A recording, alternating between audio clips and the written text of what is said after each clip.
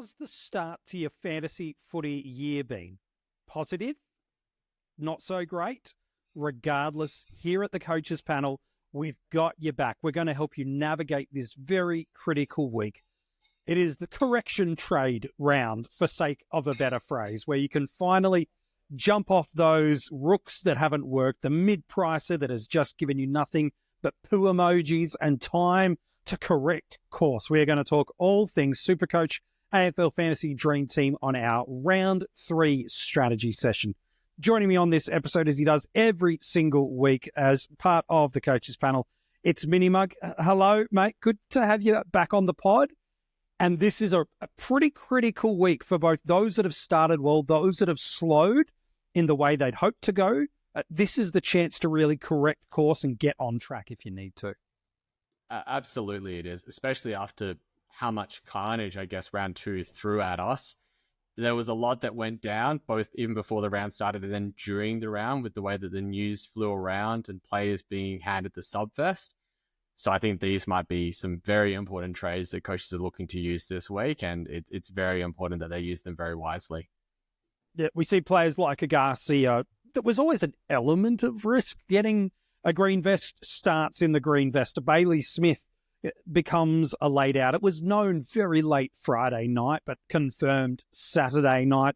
You and I did a Twitter or X Spaces conversation about that as well. So much to talk about, but really where coaches look at their team right now, it is correctional trade time. Often that's in either picking the wrong rookie, but more often than not, it's the mid-pricer that you had high hopes for, and they have given you nothing in that territory. Players like a Harry Perryman, to a lesser extent, you could say Riley Sanders. I do mean that on purpose. I'm happy to explain why that is in a second. James Peatling definitely sits in that space. It is not Peatling season, friends. Ollie Hollands, and to a lesser extent, a Will Day. Again, depending on the format, there might be a bit more of a drive-through there. Minnie, help us prioritize. How do we trade into and out of these right guys? How do we know to jump up to the premium that's popping, to sideways maneuver to the guy that is, or to go all the way down to the rookie that we've missed? Help us navigate it. Do we need to go player by player, or is there a specific overarching sentiment we should be looking for? You talk about Peatling. I did notice that you had changed your name away from being Peatling Season, one of our keepers that were in together. But I think it is an overarching sort of sentiment with regards to a lot of these players. I mean, a lot of the time with these early trades, we're using them not only just to jump off on and off of players that have popped their heads up, but also to change the way that our team looks in terms of its structure. You know, who's playing on where? How many rookies do we have on field in each particular line? Do we have them in the right places? And I think that's where a lot of coaches are trying to use it. And that's why I would recommend that people do look to get creative with these trades.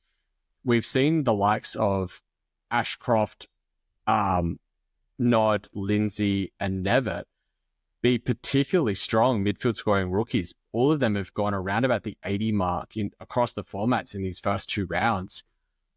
Realistically, that should be a signal to coaches that if you've got a mid-pricer that you're not happy with, say a Will Day, say a Perryman, say a Hollands, say a Peatling rather, not Perryman, say Hollands, that's your pathway to potentially getting an extra rookie onto field. It's moving them down and then trying to splurge the cash onto a different line in order to strengthen it. And I think a lot of coaches are looking at their forward lines and defensive lines, and, you know, outside of our forward lines with the likes of McRae, Daniel, and Baz, even though Baz was out, but I hear he'll be back soon enough. There's not a lot of players that are really popping their heads up and saying, pick me at this stage. So it's really a lot of coaches looking to kind of strengthen up their backline at this time of the preseason. And it shows in a lot of the trade-in numbers across the formats this week. People are looking to bring in the premium type defenders, or even moving on to the mid-price defenders like a Fraser or like an SDK this week. And I think that that's how I would be looking at it. I think that's the way to kind of pivot your structure with the likes of the names that you just talked about. So how do you differentiate? Because there is this moment where, especially once you've had 1 or 2 mid-prices fail, to use that term generically speaking, I'll use Perryman as the defender, and I'll use Hollands as the illustrative mid. You could put a Peatling in there amongst others, but just for the sake of keeping it pretty pure, those will be the names we use. There is a temptation for coaches to do one of two things, and that is avoid that cash cow. We will talk about the guys that we'd prioritize if you've missed soon enough. But there is that temptation to go, I could probably fade Noddy. I could probably fade a Henderson. I could probably fade a whoever that mid rookie that you haven't got. And you know what? I'll go in and get that premium mid that's popping. I'll get my hands on the Dunkley. I'll get my hands on the Dawson. And you know what? Perryman to a Fraser or an SDK or, gosh, even down to an O'Sullivan. Who cares? I want these big money captaincy guys. To you, is that chasing points unnecessarily? Or is that a sentiment of, no, you're seeing something happening in the game and you're adapting accordingly? Where's the differentiator for you between those two? I guess it kind of harkens back to what I talked about last week. The differentiator is whether or not you actually, I guess, have seen it before. Is it a flash in the pan? Is it saying, let's use Jager O'Meara as an example. He's gone 90s in the last 2 weeks for Fremantle. I'm not seeing anyone trading into him, and it's for good reasons because, there's concerns about who's going to come into that midfield next, and he's not shown that he's a particular high scorer in that particular role. But if you contrast that to someone like a Jack Sinclair, who's gone 90s last week and then done a ton this week across the formats, we know he's a fantastic scorer when he has the role. We were only concerned about him because he had injury concerns through the preseason. And now coaches are seeing it and saying, okay, I'm comfortable enough to go into that. That's obviously two very extreme examples on one end, one player that you clearly wouldn't want to trade into, another player where you absolutely would like to own and it's probably going to be a top 6 defender come the year end across the formats. With all the other players that you're considering, they're probably going to fall somewhere into a scale along that. Whether you're happy enough or not with that particular player, it's going to be based on your gut feeling and what you view that player as being able to do for the rest of the season. I would be imploring coaches to still try and find value. It's very tempting to go up to the likes of, Dane Zorko is a particular one that people are looking at this week in AFL Fantasy. The fixture was good. Unfortunately, it's going to be bucketing down at the Gabba. So potentially that might be a reason to avoid him. But I don't see people going to Harry Sheezel, and there's just as much chance that he's a top 6 defender as Dane Zorko is. And it's just because of the scoring that they've had so far. So there's a lot of reasons to consider players, not just on what they've scored, not just on what they priced at, but factor those all in when you're trying to make a decision about who is the right player, I guess, to move up to. How do you prioritize who goes? I know the simple answer could be break even, and you follow the break even game of what the player that you've got versus the guys you're looking to move into. But you do have teams that own a combination of a Perryman, a Sanders, a Hollands, a Peatling, a Day, maybe to a lesser extent. Tom Stewart, again, he's a chance to play this week, which is unbelievable, given how drastic it looked on Saturday night for his owners through there. So how do you prioritize the guys that none of them you really probably want to own this week, if we're honest? And Day's probably got the best scoring ceiling of all those names, but it's got an undeniable Toby Bedford tag coming towards him. So we know that's going to be a potentially challenging match for him. How do you differentiate between, no, it's Perryman and Hollands, no, it's Sanders and it's Dylan Shield, no, it's Peatling and it's... What are those things that help coaches to go, if you've got more than 2 of those problems in fantasy, you've got to stay with one, while in SuperCoach and Dream Team, you do have the boost to activate and at least get out of 3 of those outlets. How do you prioritize and which guys should be going out first? I don't want to steal your thunder because I feel like you had a bit about this when you referenced Riley Sanders earlier. So I think I might jump over to you to see what your thoughts are with respect to him, and then I can fill in any gaps that I think need a little bit more elaboration. Like, I get the frustration around Riley Sanders. He's playing out of the position that we all anticipated, that we saw through the preseason, and with every single week, his diminishing centre bounce presence. The thing of why I'd probably not force Sanders out over other issues, again, throw Perryman, throw Hollands, throw Peatling, all these sort of names in the mix here, is who are you going to go to? On the premise you've got Bailey Smith, on the premise you've got Jack McRae, on the premise that you've got Caleb Daniel and even to a lesser extent an Isaac Rankin. Where else are you going to go? What other forward are you seeing that is popping 90-plus scores every week that you're uber confident in for the next 4 weeks?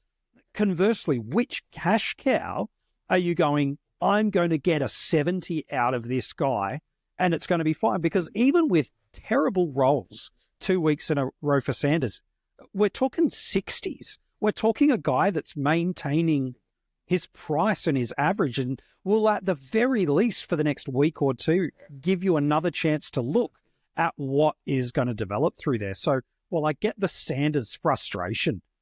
Unless you don't have a Smith, a McRae, a Rankin, and even then to a lesser extent, I wouldn't say that's a critical trade, or a Caleb Daniel, where else are you going to go? You've got Davidson based on the ownership percentages. You've got everybody you need. So to me, I just can't force Sanders. If that's the worst guy on your team, you're sitting pretty, you are flying, you're looking good, and absolutely trade. But if you've got multiple of these mid-price guys, Sanders is not the biggest concern to me. I'd happily hold him if I was an owner.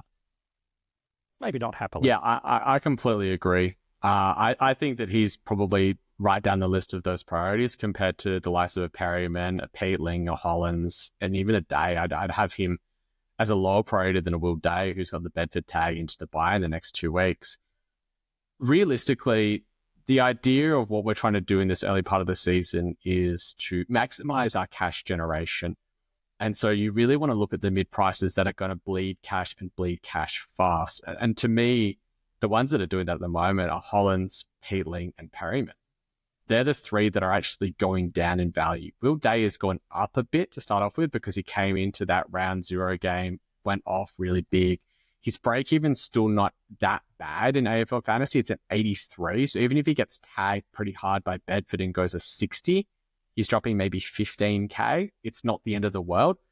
But if Hollins does a repeat of what he did last week, that's down 20, 25K potentially.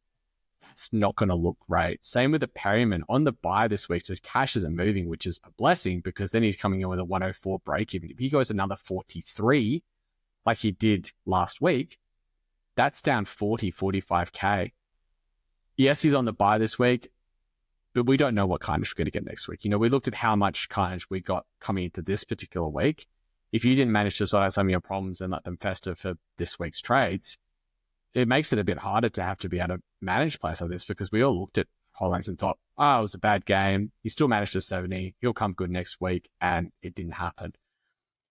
Personally, I think if I'm ranking them, I'd be looking to get rid of the midfielder ones first, that being a Hollins and a Peatling, purely because of the strength of the midfield rookies that we've got. And chances are if you're running one or even two of them, you're probably running quite shallow in terms of the number of rookies that you have on field in that line. And it could allow you to be able to target potentially, Nevitt, Driscoll, Lindsay, Ashcroft, whichever of those that you've missed. Potentially another one that's coming through is a Jack Henderson from Melbourne, who's got a really low break-even as well if you're needing someone to trade into. Then I'd probably have Perryman as the next one on that list. I think he's one that I'd want to be taking up. I think the time to move sideways off of him is probably been and gone. There are a lot of defenders that have now put their hands up and said, I'm definitely someone you should be considering picking. And you don't have to go all the way up to the top of the tree to do that. And then I'd probably be chucking a Will Day and then a Riley Sanders into that list after that. I'm curious on that point around Perryman because there is on the bubble in SuperCoach and Dream Team a defender that a lot of coaches missed in a Connor O'Sullivan, and there will be a Riley Bice in a week's time.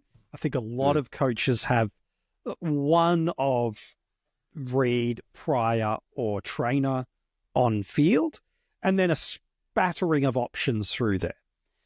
Equally, in a week's time, not only do you have Bice, but you potentially could get a Callum Mills as another value option. If it's not next round, if round 4, it certainly looms to be round 5 of gather round when he should be back to be playing.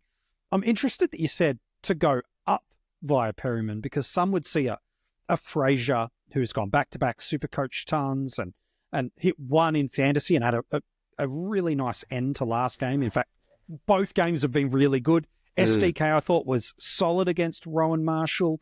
That said, he's got a Macedonian and Gorn 1-2 punch the next 2 weeks. What makes you lean into Perryman up in your mind as the ideal outlet, given we do have something at the bottom of the barrel? That sounds a horrible phrase for O'Sullivan, but in terms of a playing rookie that's down there that we probably don't have, and viable guys that have at least scored a ton across the formats this past fortnight. What sends you into I'm assuming the names are Wanganeen, Miller, Zorko, Sinclair, Sheasel, even to an extent a Whitfield. What makes you suggest that? Because that's, in a good way, not a common ideology that's being heard in the community at the moment. I think let's cover off the 2 sideways moves first in Sam De Koning and Joel Frazier, because I think that they're the easier ones to talk about. I think you've hit the nail on the head with Sam De Koning with regards to his role. He doesn't have the gravy fixtures that he has had for the last 2 weeks. Well, relatively gravy fixtures. He went 124 against Liam Reedy, who, wasn't much of a challenge for him in that particular game. And then a 72 against Rowan Marshall, which is no mean feat. He had more hitouts in that game than he actually did against the Freo. But he just managed to get a bit less of the ball just because of the way that the game was probably played.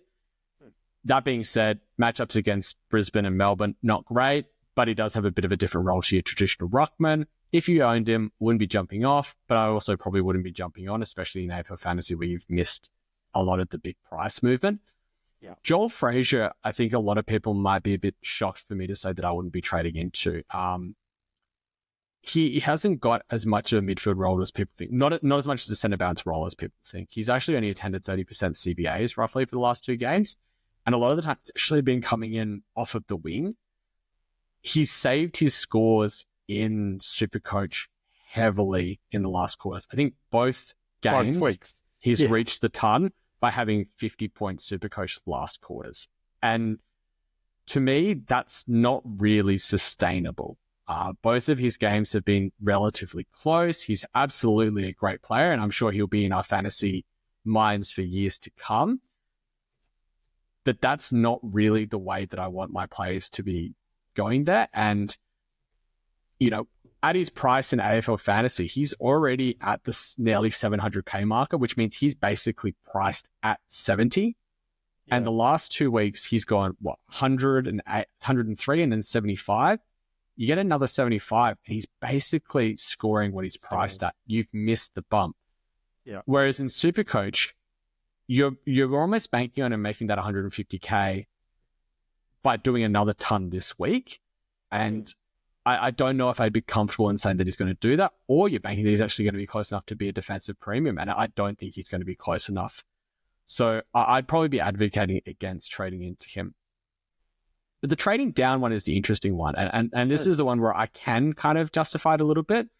Obviously, the main one that people would be looking to trade down to, I think, across the formats is Conor O'Sullivan, who had the pop game on the weekend. I think he looks great. I think he did a really good job. But a week prior, he's got a 48 in SuperCoach and, a 40 in AFL Fantasy. You've got the break even. Yes, that's lovely. But it's not a typically high-scoring role. We've seen rookies like this be slow burns in the past. I can only think back to a McCartan and Sam De Koning when he was a defensive rookie for us in that year. And they were just slow burns popping mid-40s and low 50s. The reason why I would go up is because I'd want to actually wait the week and jump onto Riley Bice because he looks great. Yeah. And he has got a much lower break even across the formats. He's got a much more fantasy-friendly role. He scored really well in the game when he was sub, and then he got the full game and didn't get subbed out either, which shows that they're putting a lot of faith into him. That's why I want to wait the week, because if you trade into Conor O'Sullivan, then you're either committing to trading out to one of your other defender rookies, be it culling a Pryor, a Reed, or a trainer earlier than probably what you would want to, because they've still probably got a bit more cash to make, or you're committing to potentially fielding 3 rookies in your defensive line. And yes, that might be okay in best 18, but when you come out into round 5 and round 6 and we start going back to our best 22 and going to our full team scoring, that is not a position that I think you want to be in. We've only got 2 more weeks of best 18 to go. Now, I'm not a fan of best 18 at all. I'm a big believer of, you know what, the game has given us so many more extra trades, the rolling lockout, it's gifted us so much. One of the things I'd love to see that one of, if not all the formats do is do one of two things, eliminate vice captain or just go best 22 on field and go full war of attrition style, because best 18 does corral, while our price movement and team value can grow, it does corral the potential differentiation between team scoring. And that's what I'm a fan of. So often now, we've been playing fantasy footy across the formats for over a decade.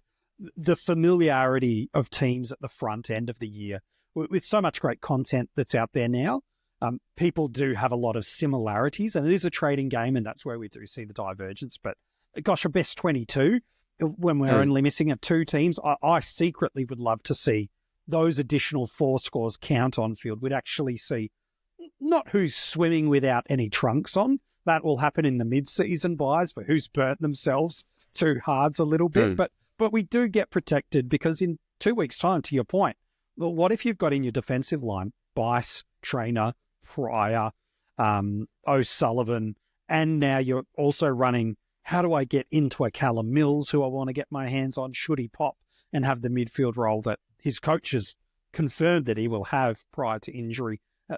You just don't have as many dots on the map. And as you mentioned, 50s don't generate a lot of cash, and we've already got 2 or 3 of them in our backline as we speak.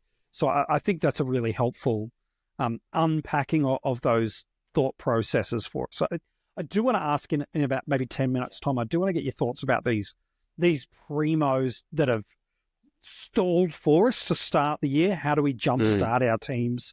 I do want to ask you that, but you've alluded to a bunch of these cash cows now on the channel. Depending on when you're watching or listening to this, the AFL Fantasy Trade Targets episode is definitely already out, while the SuperCoach one is landing Wednesday late afternoon, Australian Eastern Daylight Savings Time. So they're there. No surprises. They're all cash cow territory players, because that's what we should be looking at this time of year, is getting our team value up and getting onto these guys. When we're talking about these cash generation targets, do we just follow the break-evens that determine who we trade into or out of? You've mentioned the Days, the Perrymans, the Hollands, the Peatlings, Shields, whoever, that all sit in this underperforming or failed mid-prices. Do we just follow the break-evens, or is there guys that tactically or positionally hold a little bit more value in your eyes? I think it's all well and good to try and follow the break-evens as a rough rule of thumb, but they can only tell you so much. You look at SuperCoach break-evens, the usual suspects are the ones with the really low ones at this stage. Riley Bice is coming in with the lowest break-even there, and I've said that he's one that I'd be looking to trade into next week because he's on the buy this week. But then you've got O'Driscoll, Lindsay, Henderson, McRae, Nevitt, Hamling, Connor O'Sullivan, Ashcroft.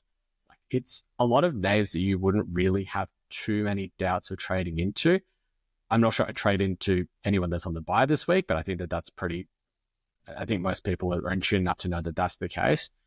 The next thing I'd be looking at is probably, what's the role security and job security of the player that I'm trading into looking like? I mentioned that Jack Henderson before as being an interesting player to trade into AFL Fantasy.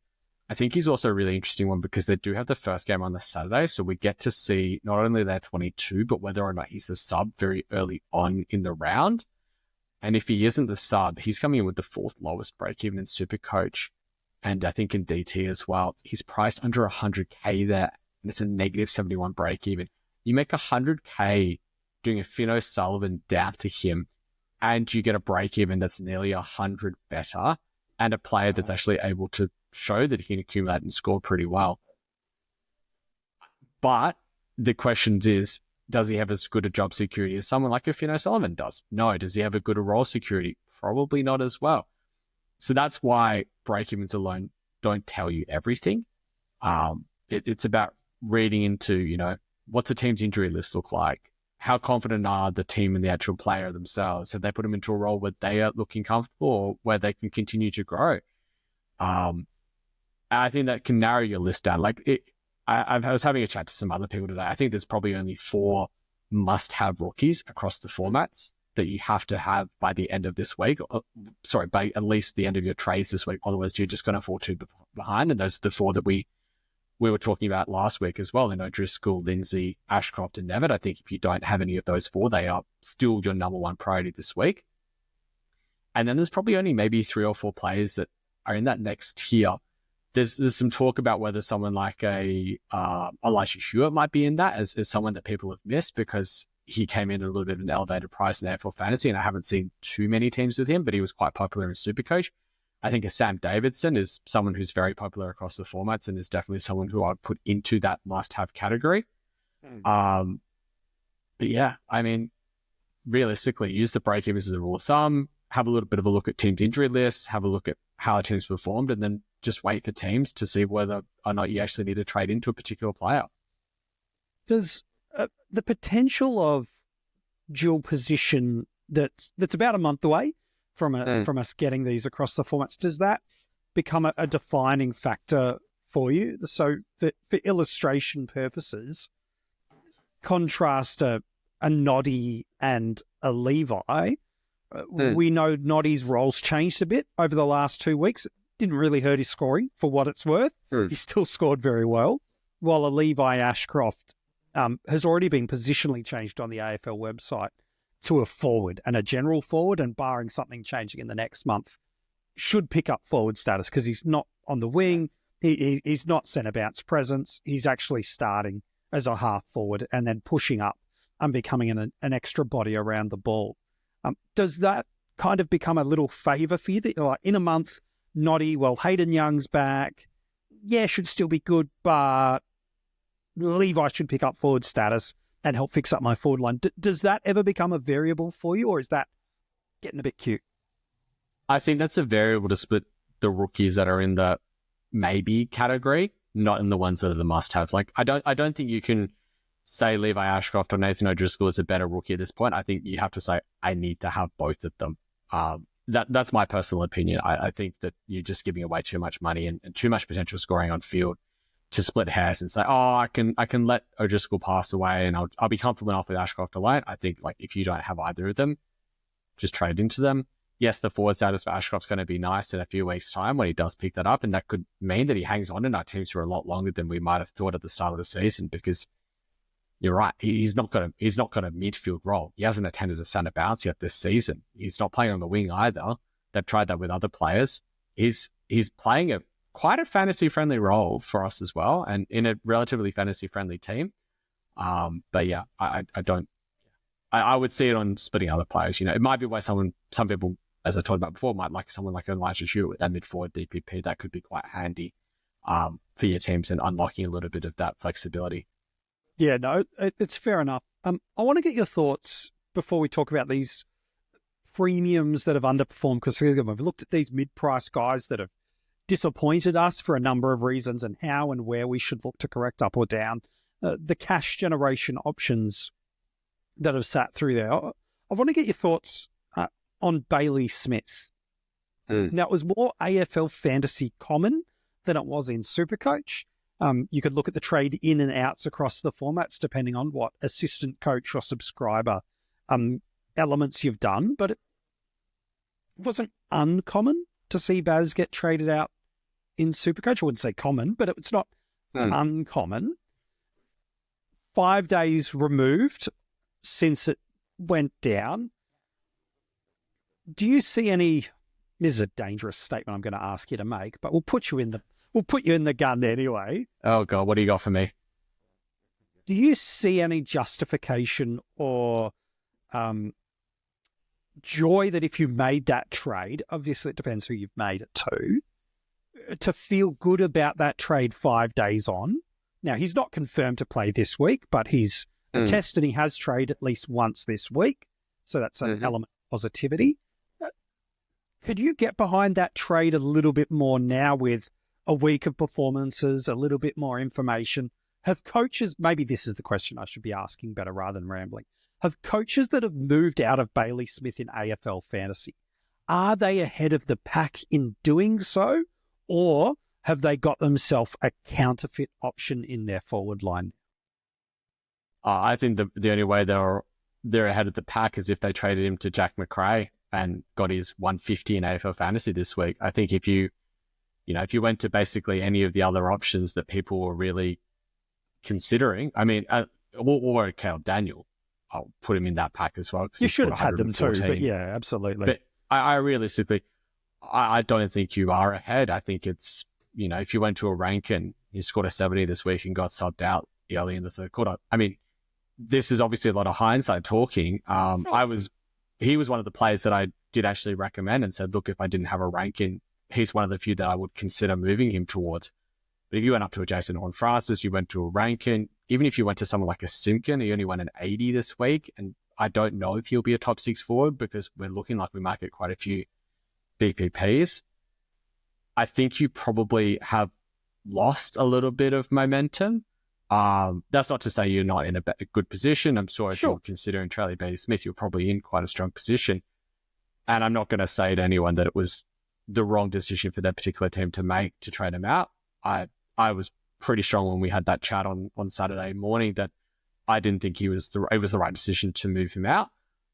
But I think that there was enough concerns for a lot of coaches, and all the messaging that has come out after the fact has made it seem like he was pretty close to actually playing on the weekend and should be pretty close to playing this week as well.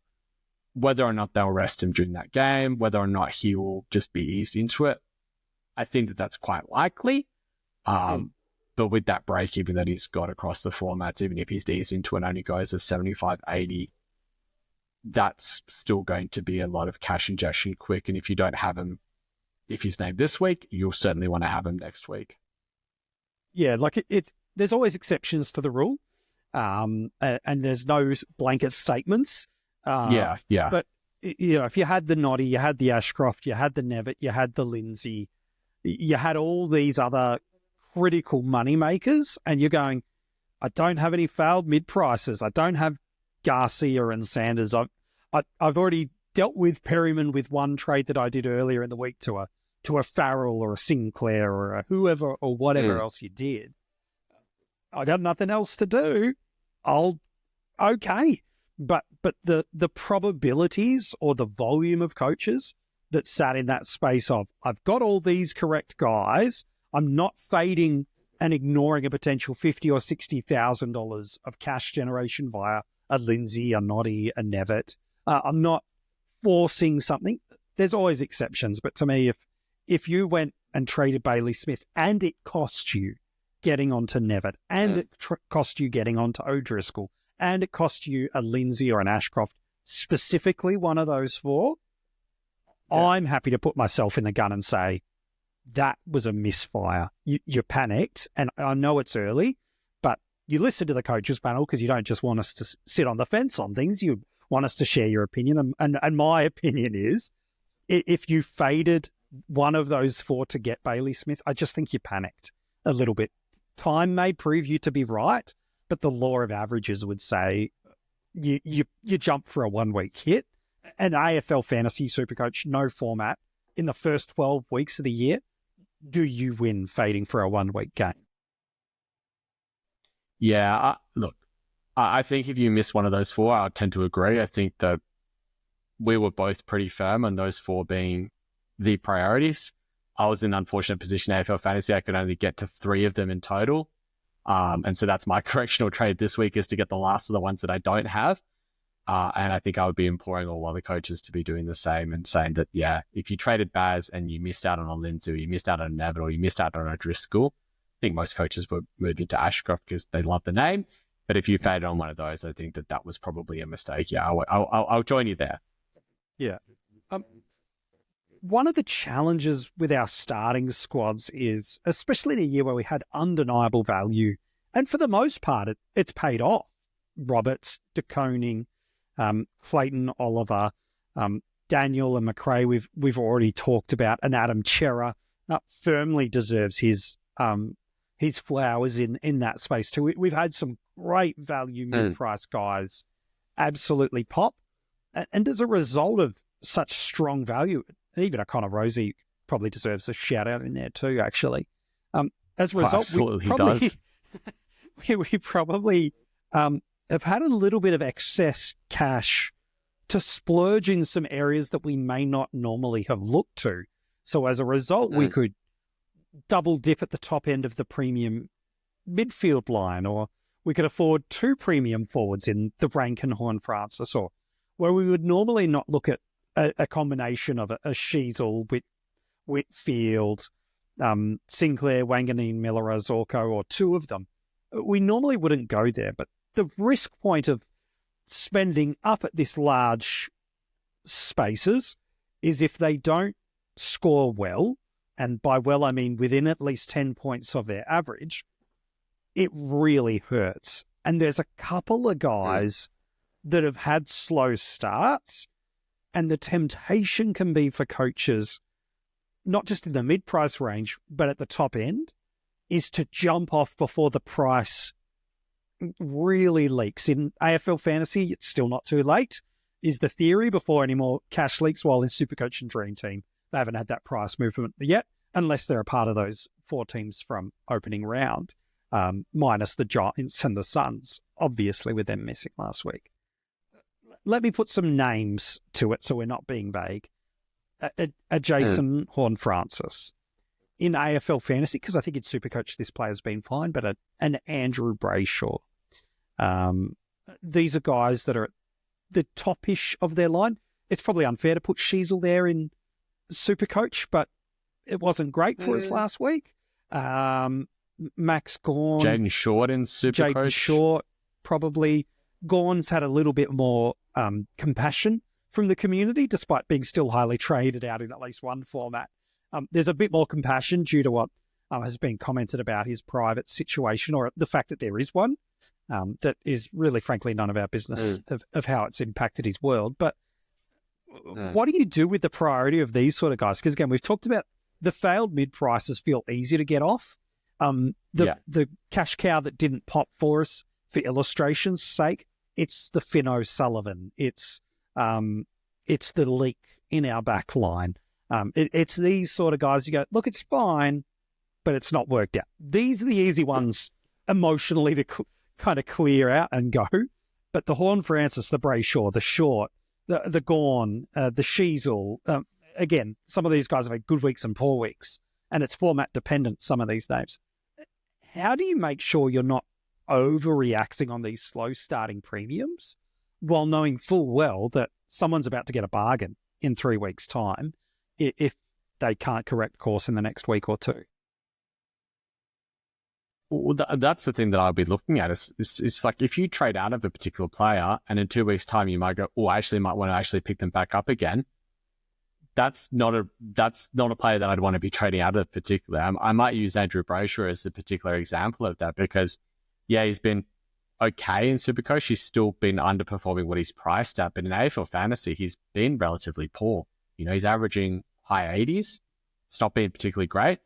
But if you look at the next 3 weeks, it's West Coast into the Western Bulldogs into Richmond, and then it's even Melbourne after that as well.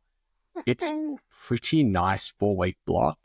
He's averaging 88. I think we had a little quick chat before pre-pod. Wouldn't surprise me if he goes over 110 in the next 4 weeks. Like, it's just those kind of fixtures that you're very happy to own these sorts of players for. I think Gawn goes into the exact same category. You could easily see him coming out this week and going on 180 in SuperCoach and going on 135 in AFL Fantasy. There's just no world, I think, in my mind where I'd be looking to trade out of either of those particular players. I think the same goes for a Sheasel, the same goes for a Jason Horne-Francis.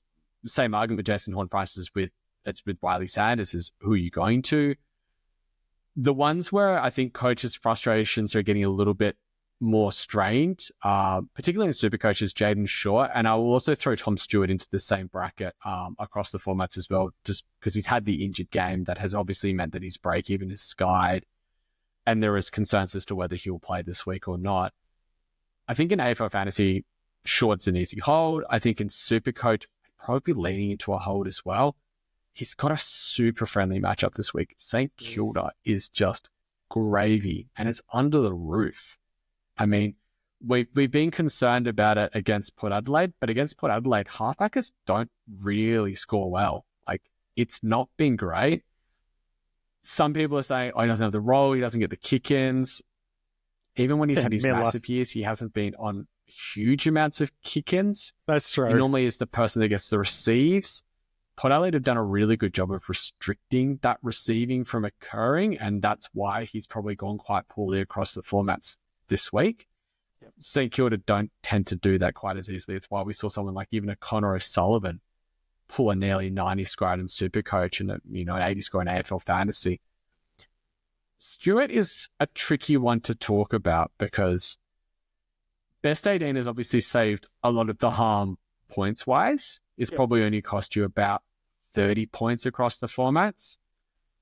But the cash drop is obviously coming, and it's going to come pretty hard in SuperCoach and Dream Team this week. It's going to be somewhere of the order of 50K, 70K in SuperCoach and over 100K in Dream Team.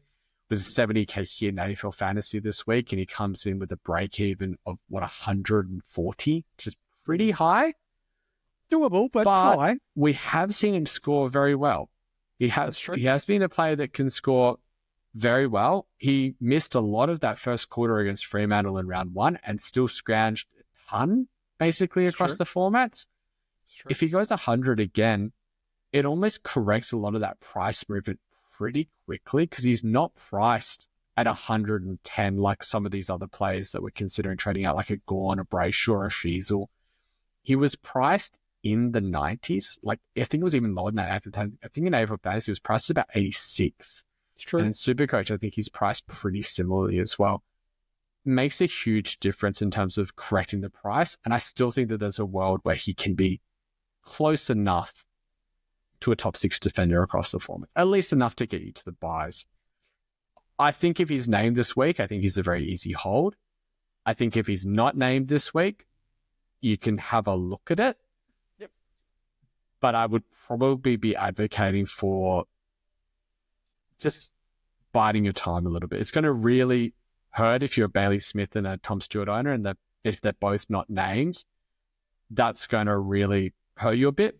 Thankfully, we're in Best 18, and we do have some pretty reasonable rookies. Granted, they're not on the same lines as either of those two players, but it might only cost you about 25 to 30 points for each of them, and you're saving yourself potentially 2 trades to not have to trade back into these sorts of players. And I think that's where I kind of stand with it. Tom Stewart, if you're not an owner and you're seeing his break even, you're looking to trade into him in 2 weeks after he's back from his injury. And that's the same argument with a lot of these other sorts of premiums we've been talking about.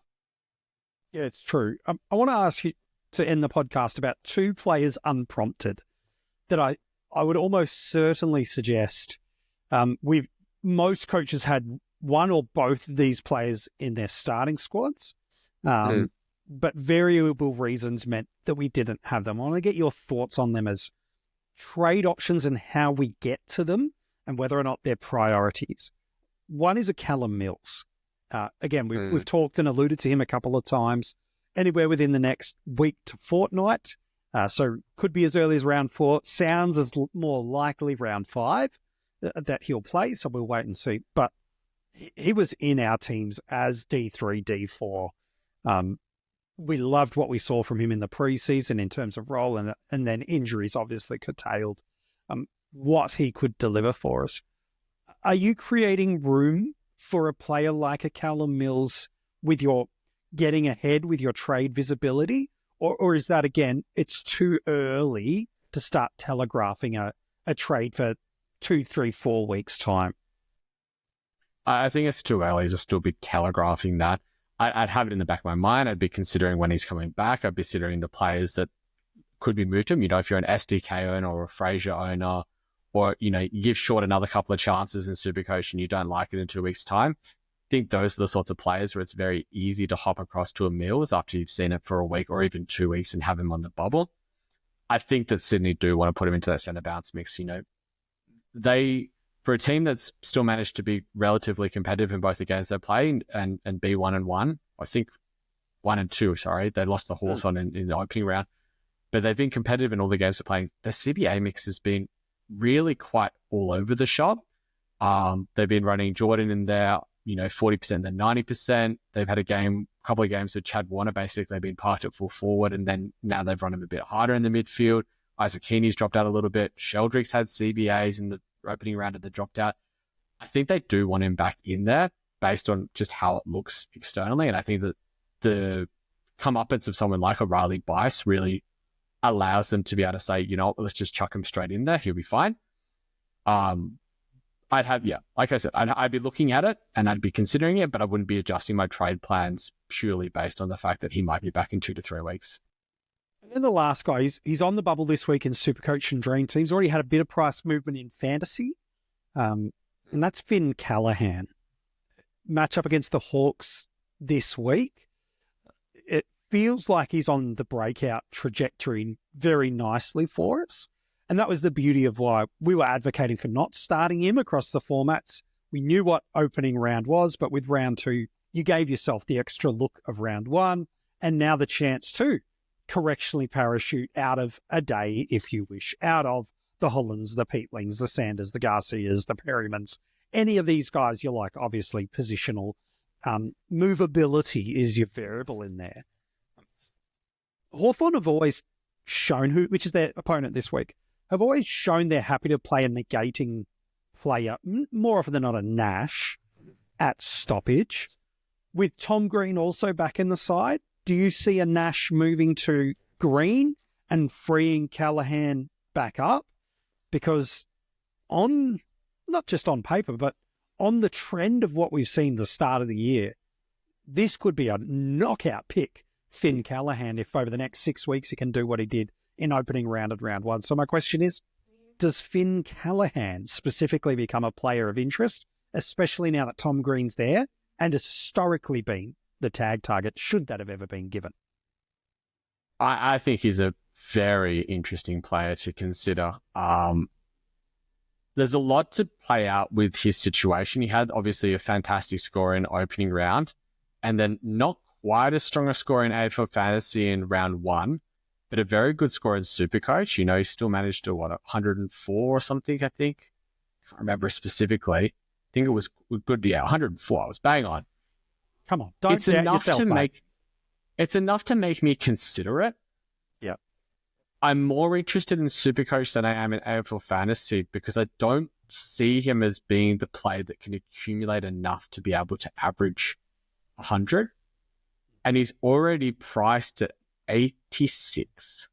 So if you need him to go at 95 from here on out, probably closer to 100 with the fact that you're trading into him, makes it quite hard to do that. I can see a world where he does average 100. Obviously, the fixture against Hawthorn this week isn't particularly great, but then it's West Coast, St Kilda. Adelaide's not a too great a fixture, but then the Western Bulldogs the week after. I think it's a reasonable enough 5-week run. But you're also someone, like if you're trading him into this point, you really don't want to be trading him before his bye at this point now. And that's all the way now in round 16. You're going to have to hang on for 13 weeks. And he's not shown himself to be a massive accumulator in AFL Fantasy. I don't know if I'd go there now. In Dream Team and SuperCoach, with the fact that his price hasn't changed, it makes it very different. And also the fact that you have the boost as well to be able to make a widespread change. Like if you want to ride him for 4 weeks, get 150K out of him probably in both formats, and then jump off pretty quickly to the premium that's come down, and maybe even make 50K with who you're going to. I can see that as a viable play. I think that it's one worth considering. I don't think that I'd be doing it in Dream Team. I think if I had the right spot to do it in SuperCoach, I'd probably really consider it there because I think he does have a game where he can go at a 110 over a 5-6 week stretch in SuperCoach, and that would be enough to get him to the price tag that you'd want to before you do trade him out. But yeah, how about you? What are your feelings on him? Do you feel the same? More of a SuperCoach and trade. DG play? Yeah, he's a SuperCoach. I think if you're trading into him at this price range in AFL Fantasy, again, there's still a little bit of value there based on his price point. Personally, if I was trading into any Giants mid, I'm not going Josh Kelly, don't panic. I'd find a way to get up to Tom Green. I really would find the way to get up to Tom Green because, again, you mentioned that fixture after this week. And despite what I think is a Connor Nash run with role, Connor Nash isn't a tagger per se, but he's like that lingering fart that you just can't get away with in that year 9 locker room. It's like, it was you and it follows you and everybody knows it was you. You're only laughing, Minnie, because Speaking you got from busted personal once. experience? No, no, not at all. Just from being falsely accused, I promise you. Absolutely being falsely accused. But to me, like if you're going up anywhere in that Giants mid, like Tom Green is the guy that we know is a 110 mid. And even with a 90s score this week against Hawks, he's not got a great recent history for them. That's what it's worth. But if you were going into any Giants midfielder, you mentioned those fixtures that are coming up after that. I don't see Windhager stopping him physically. A different type of beast. I don't see a Baker who did that run with roll this week on Lockie Neal. I just don't see that physicality to stop there. So Nash is one of the rare unicorns that has both the athleticism and the size to run with Green. So it's not a reason not to do it this week. But yeah, Callahan in AFL fantasy for me was, I would have done it at the start, and probably would not go there now. To me, it's a 4-week run, and I don't want to be jumping off a day, a Pete Langer Hollands for a 4-week run. I'd rather be getting cash cows off the field than correcting the mid price or the low end premium to be generous to him. So yeah, probably not for me there. SuperCoach, as I said, different story. I think he could be close enough to the top end guys and be a nice option at M8 should you need it. Hey, man, an absolute privilege talking with you on this episode yet again. We covered a lot of ground and in under an hour, which is probably a miracle for us. And maybe if you watching or listening is a great benefit for you too, mate. But as always, appreciate talking fantasy footy with you. We may have to do an emergency Saturday spaces if things go bad for us over the round. But let's hope we avoid one of those again. We do one a year. Last year it was Brodie Grundy. This year it was Bailey Smith. Clearly it's going to be another player that was traded at the end of this year that does something poorly in round one. That's how it's going to play out. I was going to say it's going to be another B player. We had a Brodie, we've had a Bailey. Who have we got next? Who are the B players? That'll be an interesting one. And who's going to be a relevant player that starts with a B? Now, that is a very interesting question. Comment below if you're watching this on YouTube. Let us know. Don't you dare. Don't be very sure. First names only. First name only. So it's First names only. First name only. So it's going to be on. It's good to be here to have a chat and just have a look at your team, have a look at the trades because this is going to be a fun week of trading. I think there's a lot of different paths that coaches can take and hopefully you find the right one for your team.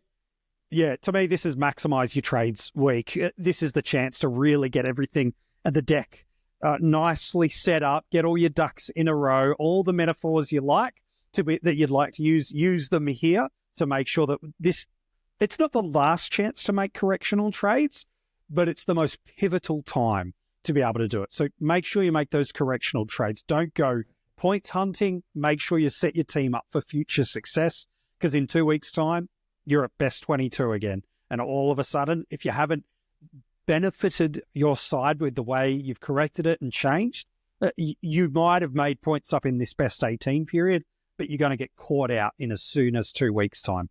If you want to go and check out our AFL Fantasy Trade Targets episode, it is released and out on this channel already. Make sure you go and check that out.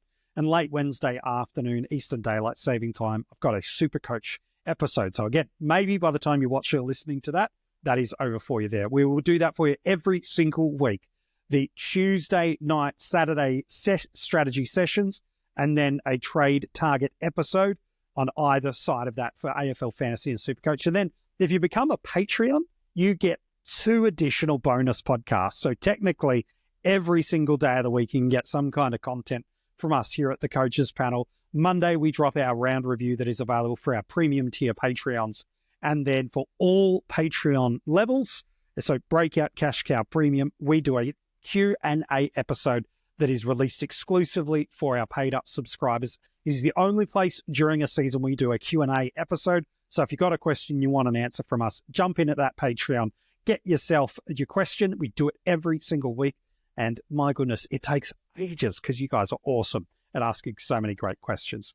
Hey, thanks so much for tuning in. We hope you're enjoying what you're getting from the Coaches Panel this season proper. If you're watching this on YouTube, let us know which B player is going to be the curse of 2026. Don't do that. Don't do that at all. Let us know what your trade plans are this week. We'd love to know what it is. If you're listening to this as an audio podcast, you haven't subscribed and given us a 5-star rating. It takes you 2 seconds to do it, but it makes one big impact for us. Hey, good luck this week. I hope your trades all land favourable for you. I hope you win rookie roulette, that your VC nails it so you're not stressed about a captaincy option later in the round. And we will chat to you again real soon, and we wish you all the best heading into round 3.